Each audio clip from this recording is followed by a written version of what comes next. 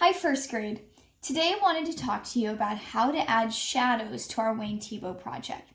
So right now I have a cake in front of me that looks pretty similar to one of Wayne Thiebaud's cakes. I've made it really pastel. It's a light green color, which would be kind of a weird color for a cake, but maybe they're celebrating St. Patrick's Day or something. I've added some aqua green icing just to make it stand out because I love the color of aqua and lime green together. So this is my cake. And it looks pretty similar to one of Wayne Thiebaud's pictures, but there's something missing. In most of his pictures, he added a really strong shadow. So in order to add shadow, let's stop and think about what a shadow is first. So what is a shadow? A shadow is made when light gets stopped by something. So the thing in my picture that is stopping the light is going to be the cake. And so it's going to have light coming at it from whatever direction I choose, probably up here. And it's going to stop the light so that back here, so it's like boom, boom, boom, boom, stop. And then back here, we're going to see a shadow.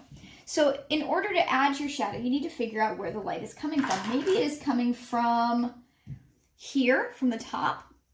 So you're just going to see a little shadow on the side. I think it's easier to do a shadow from one side and have it coming out the other way.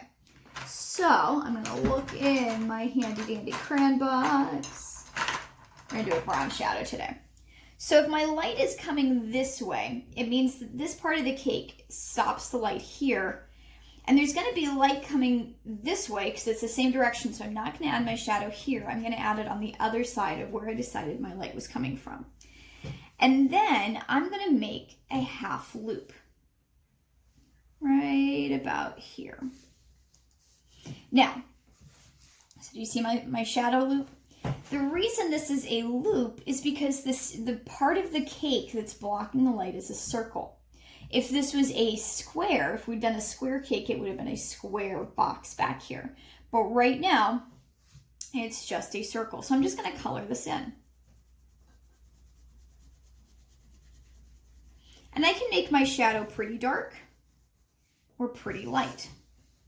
And that looks like a shadow. Now I'm going to add a horizon back here. I'm going to, whoops, broke my crayon.